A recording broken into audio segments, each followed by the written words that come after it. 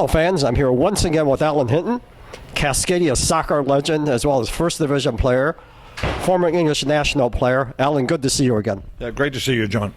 Well, Alan, in our last show, you talked about the Sounders. You almost guaranteed that they would win their first game of the year. You also talked about Clint Dempsey scoring, and that's exactly what happened. Your thoughts on the match last week? Well, I will tell you this, that Clint Dempsey had a great week. He scored the first goal, the game-winning goal against Guatemala in a must-win game for the U.S. last week. He then came back central link for the Sounders under pressure to see if we could get out of this 0-3 start. The team had played quite well, actually, but were 0-3, and that was the fact. Dempsey scored the game-winning goal in the 79th minute on a header from a good corner kick from Ivanchit from the right side, left-footed. Dempsey rose above everybody and scored the winning goal, and then we couldn't catch him. He started running. He was so excited, and it's nice to see Clint doing well. He's a proven player. He needs to do it for the Sounders now. We've got a big investment in him, and he seems happy, and I think he's made his peace with the national team now, and he's really striving hard to make sure the Sounders are a good team, and I think the Sounders will be a good team this year.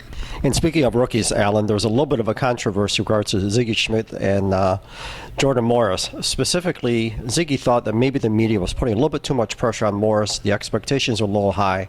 Any opinions on Ziggy's comments? Well, I'm a big supporter of Ziggy. He's handled hundreds and hundreds of players, a lot of rookies, a long-time coach at UCLA where he did a wonderful job. He's been in Major League Soccer for years. He's worked with the national team for many years, off and on. He knows how to handle rookies. And the situation with Jordy Morris was he came to Seattle. Some people said he should have gone to Germany, Werder Bremen, who offered him a contract, but he chose to stay here as a hometown star player. A lot of pressure was put on him as a superstar player, great striker, great goal scorer. But in 7 games, 2 for the Olympic team, 5 for the Sounders, 3 in the league, and 2 in the CONCACAF Champions League, Jordy did not score. He was close a couple of times, and the coach made the right decision, was to take the pressure off of Jordy, put him on the bench.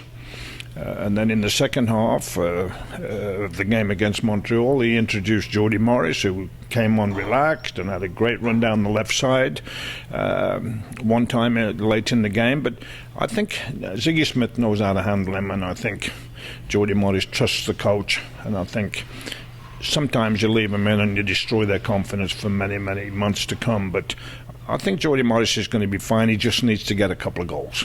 Alan, the last topic I want to discuss was some off-the-field issues, and I know you've seen this as a player as well as a coach.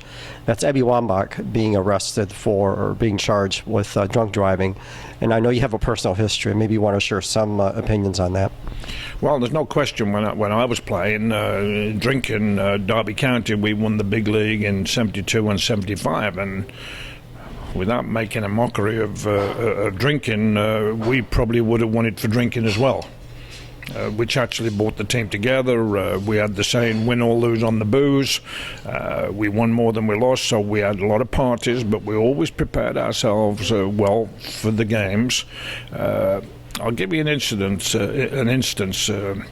George Best died of alcoholism. One of the greatest coaches of all times, Brian Clough, who was I was lucky enough to be coached by at Derby County. He died really because of the booze. Gascoigne was a nightmare. I inherited a player when I came to the Sounders called Alan Hinton, who might have been the greatest midfield player ever to play for the Sounders, and certainly a wonderful player in England, but he had a drink problem. Don Revie, who was the England manager, kicked him off the team because he couldn't stop him drinking. Well, what Don Revie didn't know is that his Leeds boys were having a good few drinks, but he turned a blind eye to that. But Alan Hudson was at the Sounders. He had a severe drinking problem, and I had been around drink and Brian Clough, and we knew how to handle it. So I decided there was no methods of getting people off the booze. So I decided that if he did the job on the field, I made him the captain, and he was a wonderful captain. He'd come in on a Monday morning after the weekend, and he looked 70, 80 years of age. He'd been drinking and celebrating or whatever, but he was the best athlete, so he'd do more running. He'd wear a wet top and sweat it out. And by the next game on the Saturday night, he came in looking $1 million. He had a bit of a tan, and he had a great suit on, and he looked fantastic. Then the game would start, and nobody could live with him. So in the end, if I'd have tried to stop him drinking, he wouldn't have played, and we would have had an ordinary season without him. But today, scientifically, they do things about it.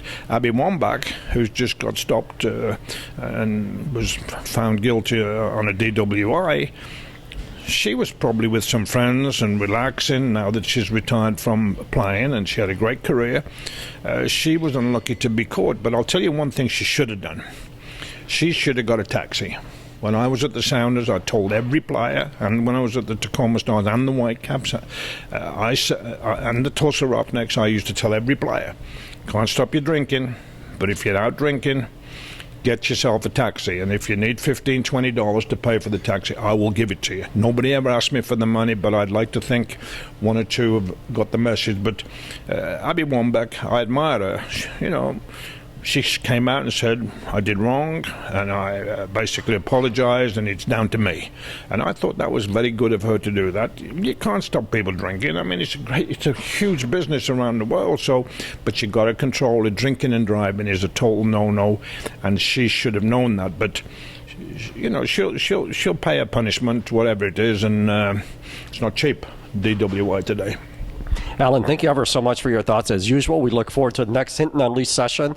We'll see what happens with the Sounders over the weekend, and I'm sure we'll have a number of other topics to discuss in our next session. All right. Thank you, John. Thanks, Alan.